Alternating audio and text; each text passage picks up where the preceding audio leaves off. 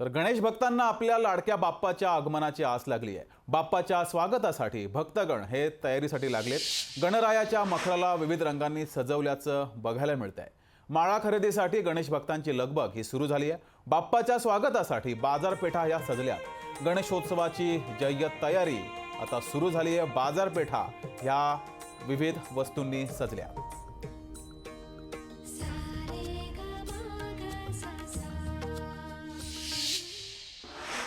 दरम्यान गणेशोत्सवात लागणारी सामग्री यंदा 30 ते 40% महागली आहे। त्यामुळे गणेश भक्तांना देखील महागाईचा फटका बसतोय। मात्र लालबागमध्ये एका मराठी माणसाकडून स्वस्त दरात इको फ्रेंडली मखर ही विकली जाते। दरम्यान या इको फ्रेंडली मखरेची संकल्पना राबवणारे दादासाहेब शेंडकर यांच्यासोबत संवाद साधलाय आमचे प्रतिनिधी रिद्धेश हातीम यांनी। पाहूया। गणेश उत्सव अवघ्या 4 दिवसावर आहे आणि यंदा गणेश उत्सव हे गणेश भक्तांकडून जल्लोषात साजरा केला जात आहे। मात्र लॉकडाऊन नंतर आपण एकंदरीत पाहिलं ते गणेश उत्सवामध्ये लागणारी जी सामग्री आहे ते 30 ते 40% महागली देखील आहे। मात्र एका मराठी माणसाकडून अशी आगळीवेगळी संकल्पना राबवण्यात आली, जिकडे जे मकर आहे ते स्वस्त दरात ते मिळत आहे। मी आता सध्या लालबाग इथे आहे, जिथे आपण जर पाहिलं तर जे सिद्धिविनायकची जी मकर आहे तिकडे उभारण्यात आलं आहे।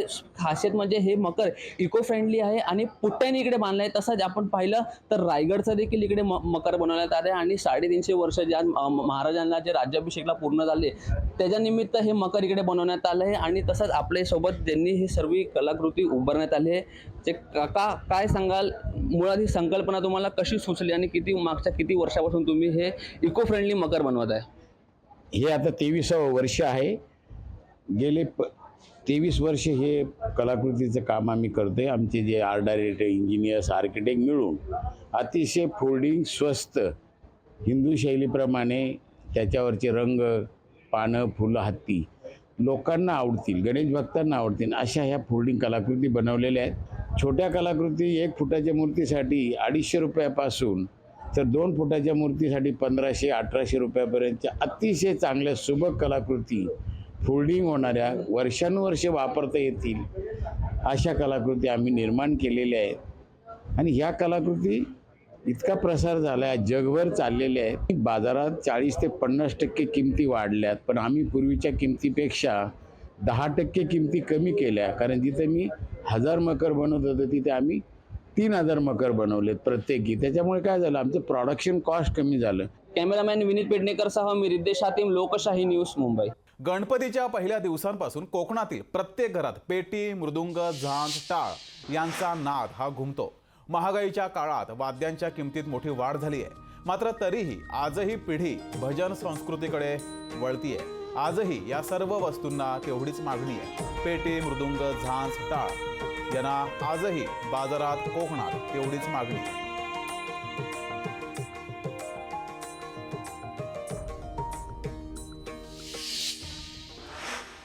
तर गणेशोत्सवापूर्वी खेड शहरातील बाजारपेठेत लहान ढोलक्यांचे आवाज हे घुमू लागलेत।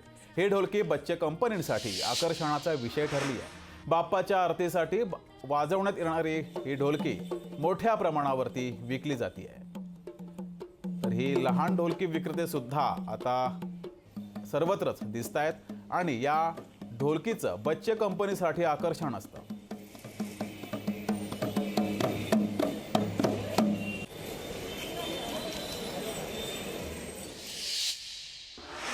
तर गणेशोत्सव 2 दिवसांवर येऊन ठेपला असल्यानं गणेश भक्त खरेदीसाठी गर्दी करतायत। रायगड जिल्ह्यातील कर्जत येथे बाजारपेठ ही सध्या गजबजलेली दिसतेय। बाजारात प्लास्टिकच्या फुलांच्या माळा, मोत्यांचा हार, नक्षीकाम केलेले मखर, पाट, चौरंग यांची रेलचेल आहे। यंदा ही बाजारपेठ ही चिनी वस्तू यांनी भरलेली दिसते। आमच्याकडे जी प्लास्टिकची फुलं आहेत ती सगळ्यांना परवडण्या इतपत आहे। आमच्याकडे 20 रुपयापासून सुरुवात झालेली आहे कुंड्यांची, छोट्या फुलांची। तेव्हा तुम्ही हवं तशा याच्यामध्ये तुम्ही परवडणाऱ्या वस्तू आमच्याकडनं फुलांचं बाप्पांच्या आगमनासाठी तुम्ही घेऊ शकता। तसेच हे मार्केटमध्ये परवडतात म्हणून आणि आम्हालाही गिरायकांना द्यायला परवडतं आणि तो माल आम्ही कच्चा घरी आणून नंतर मग आम्ही त्याचं तयार करतो, त्याच्यामुळे आम्हालाही ते परवडतात। रायगड नंतर जाऊया सोलापुरात। सोलापुरातील सोन्या मारुती मंडळाच्या गणरायाला यावर्षी 9 तोळे सोनं, 21 किलो चांदी अशा नव्या आभूषणांचा साज हा चढवला जाणार आहे। मुंबईतील प्रख्यात कारागीर संजय वेदक यांनी हे वैशिष्ट्यपूर्ण आभूषण तयार केले। आमच्या गणपतीला मुंबईवरून जे दागिने नव्याने करून आणलेले आहेत ते सर्व सोलापूर शहरातील भक्तांना कळावेत, आपल्या सगळ्यांना कळावेत, म्हणून या माध्यमातून त्यांच्यापर्यंत पोहोचण्याचा हा आम्ही प्रयत्न केला आहे. वास्तविक सोन्या मारुती युवक मंडळ हे 1947 सालापासून स्थापन झालेलं असून सोलापूर शहरामध्ये जे पारंपरिक गणेश उत्सव साजरे केले जातात त्यापैकी सोन्या मारुती हे एक नाव आहे आणि जी काही नावाजलेली मंडळं असतील त्यातलं हे एक अग्रेसर नाव आहे.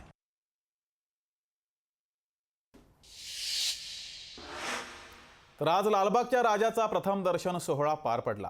यावेळेस शिवराज्याभिषेक सोहळ्याला 350 वर्ष पूर्ण झाल्यानिमित्त लालबागच्या राजाच्या दरबारात देखील शिवराज्याभिषेक सोहळ्याची प्रतिकृती ही साकारली गेली होती, उभारली गेली होती. या संदर्भात लालबागचा राजा मंडळाचे अध्यक्ष बाळासाहेब कांबळे आणि लालबागच्या राजाची मूर्ती घडवणारे मूर्तिकार संतोष कांबळी यांच्याशी बातचीत केली आहे. आमचे प्रतिनिधी भूषण शिंदे यांनी पाहूया. लालबागचा राजा वर्ष 2023 आणि आज बाप्पाचं फर्स्ट लुक पार पडलेलं आहे. प्रथम दर्शन सोहळा पार पडलेला आहे आणि आपल्यासोबत मंडळाचे अध्यक्ष आहेत बाळासाहेब कांबळे. सर, एकंदर अत्यंत उत्साहात बाप्पाचं फर्स्ट लुक आज सोहळा पार पडलेला आहे. काय सांगाल एकंदर यावर्षीचं काय वैशिष्ट्य आहे? गणेशोत्सव अवघ्या काही दिवसांवर येऊन ठेपलेला आहे. लालबागचा राजा सार्वजनिक गणेशोत्सव मंडळाचं यंदाचं हे 90वे वर्ष आणि या 90 वर्षाच्या कालखंडामध्ये लालबागचा राजा उत्सव मंडळाने नेहमीच अतिशय चांगल्या प्रकारे या उत्सवाची तयारी केलेली आहे. यावर्षी लालबागच्या राजाचं 90वे वर्ष आणि हिंदवी स्वराज्य संस्थापक छत्रपती शिवाजी महाराज यांच्या राज्याभिषेक सोहळ्याचं 350वं वर्ष असा एक दुग्ध शर्करा योग मंडळाने यावर्षी साधला आणि त्या माध्यमातून सुप्रसिद्ध कला दिग्दर्शक नितीन चंद्रकांत देसाई यांच्या कल्पनेतून या लालबागच्या राजाच्या व्यासपीठावर अतिशय सुबक अशी मेघडंबरी साकारलेली आहे, जी महाराजांची आपल्याला आठवण देते. आणि मुख्य प्रवेशद्वार देखील या ठिकाणी नगारखान्याचा दरवाजा, जो रायगडावर सुप्रसिद्ध नगारखान्याचा दरवाजा आहे, तो आपण साकारलेला आहे. त्यामुळे हे जे लालबागच्या राजाचं उत्सव मंडळाचं दरवर्षीप्रमाणे काहीतरी आपण नाविन्यपूर्ण करावं त्याचा एक भाग आहे. आणि ह्या लालबागच्या राजाच्या दर्शनाला येणाऱ्या करोडो भाविकांसाठी हा एक अतिशय अनुभूतीचा मार्ग असेल. या ठिकाणी येऊन ते लालबागच्या राजाचे दर्शन घेणार. त्या ठिकाणी मंडळाने अतिशय चांगल्या प्रकारे त्यांच्या दर्शनाची सोय सुविधा केलेली आहे. मंडप आपण सुनियोजित रांगेंचे घातलेले आहेत. त्यानंतर चरणस्पर्श, मुखदर्शन अशा रांगेतून येणाऱ्या भाविकांना या लालबागच्या राजाचं दर्शन अतिशय चांगल्या प्रकारे होण्यासाठी मंडळाने जवळजवळ 1.5 ते 2 महिन्यापासून याची तयारी सुरू केलेली आहे. कॅमेरामन विनीतसह भूषण शिंदे, लालबाग. तर लालबाग राजाचा यंदाचा दरबार छत्रपती शिवाजी महाराजांच्या शिवराज्याभिषेक सोहळ्याची प्रतिकृतीमध्ये साकारला गेलाय. यावेळेस बाप्पाच्या आगमनाच्या वेळेस छत्रपती शिवाजी महाराजांवर आधारित गाण्यावर नृत्य सादर करण्यात आलं. राजांना मानवंदना दिली गेली. या संदर्भात मराठ्यांची गौरवगाथा कलाकार दिग्दर्शक प्रवीण देशमुख यांच्याशी बातचीत केली आहे आमच्या प्रतिनिधी ज्योत्स्ना गंगणे यांनी. मुंबईतल्या सुप्रसिद्ध लालबाग राजाच्या मंडळाच्या ठिकाणी आपण आलेलो आहोत आणि लालबागचं प्रथम दर्शन जे आहे ते आज करण्यात आलं. आणि या ठिकाणी शिवराज्याभिषेकाचा जो 3.5 वर्षाचा सोहळा पार पडला त्याची थीम ठेवून एक परफॉर्मन्स साजरा करण्यात आला आणि या परफॉर्मन्सचे दिग्दर्शक प्रवीण आपल्यासोबत आहेत. प्रवीण, काय सांगशील? आजचा परफॉर्मन्स खूप धमाकेदार होतं आणि परफॉर्मन्सची थीम पण शिवराज्याभिषेक 350 वर्ष सोहळा झाला त्याची होती. कशा प्रकारे तयारी केलेली होती? तुम्हाला आधीपासूनच प्रॅक्टिस आहे तुम्हाला आणि तुमच्या टीमला? खरं तर 2 महिन्यांपासून याची तयारी चालू होती. स्वर्गीय नितीन चंद्रकांत देसाई यांचं खूप मोठं स्वप्न होतं, कारण की यंदा शिवराज्याभिषेक सोहळ्यात 350 वर्ष पूर्ण झाले होते आणि त्या निमित्ताने दादांनी लालबागच्या राजाची थीमच शिवराज्याभिषेक सोहळा अशी ठरवली होती आणि त्या संदर्भात अनेकदा बोलणं देखील झालं होतं. आणि दादांनी फायनली 2 ऑगस्टला, ज्या दिवशी दादांचं निधन झालं, त्या दिवशी आम्ही लालबागच्या राजालाच भेटणार होतो. पण सकाळी अशी बातमी धडकली की ज्याने आम्हाला खूप मोठा धक्का बसला की दादा या जगात नाही आहेत. आणि मग त्यानंतर दादांचं निधन झाल्यानंतर 4 दिवसांनी पुन्हा आमच्या मनामध्ये असं आलं की त्यांच्या अंत्यविधीला आम्ही सगळेजण भेटलो, संपूर्ण ND टीम भेटली आणि मग असं ठरवण्यात आलं की आपण दादांचं स्वप्न पूर्ण करूयात. ते दादांचं अपूर्ण राहिलं स्वप्न आपण पूर्ण करूयात. आम्ही पुन्हा जोमाने तयारीला लागलो आणि हा सोहळा पार पडला याचं समाधान आहे. परंतु हा संपूर्ण सोहळा हा दादांना श्रद्धांजली आहे. खास करून लालबागच्या राजाच्या इथे पहिल्यांदा असं काही परफॉर्मन्स करण्यात आलं होतं. किती प्रेशर होतं? कारण नितीन देसाई स्वतःसुद्धा तुमच्या सोबत नव्हते, ज्यांनी तुम्हाला ही कल्पना, ही आयडिया दिली होती. नितीन दादा जरी आमच्या बरोबर नव्हते तरी नितीन दादांचा खूप मोठा आमच्या पाठीवर थाप होती, आशीर्वाद होता. कारण की आम्हाला परफॉर्मन्स करताना कुठेतरी जाणवत होतं की दादा आम्हाला पाहतायत आणि दादा आमच्याकडनं करून घेत आहेत. कारण की दादांनी शेवटी एक 10 मिनिटाची अशी ऑडिओ क्लिप ठेवली होती की प्रवीण असं करायचं आहे, हे करायचं आहे, ते करायचं आहे, असं आमच्या संपूर्ण टीमला देखील सांगितलं होतं. आणि तोच संपूर्ण शिवराज्याभिषेक सोहळा आम्ही प्रयत्न केला. दादाने एवढं तर आम्ही करू नाही शकलो, पण आम्ही किमान थोडा प्रयत्न केला. नितीन देसाई यांनी ज्या प्रकारे लालबागच्या राजाचं जे आहे डेकोरेशन केलेलं आहे ते इतकं सुंदर आहे की त्यांच्या कुटुंबियांनी सुद्धा आज इथे लालबागचं प्रथम दर्शन घेतलं आणि नितीन देसाई यांना सर्वांनी श्रद्धांजली देखील वाहिलेली आहे. व्हिडिओ जर्नलिस्ट वनितसह ज्योत्स्ना गंगणे, लोकशाही मराठी, मुंबई.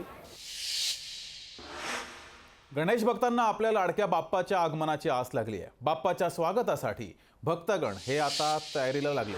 गणरायाच्या मखराला विविध रंगांनी सजवल्याचं दिसतंय.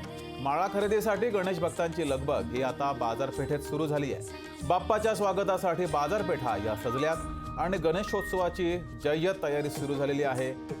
खरेदी जोरदार सुरू आहे. बाजारपेठेत आता गर्दी होऊ लागली आहे.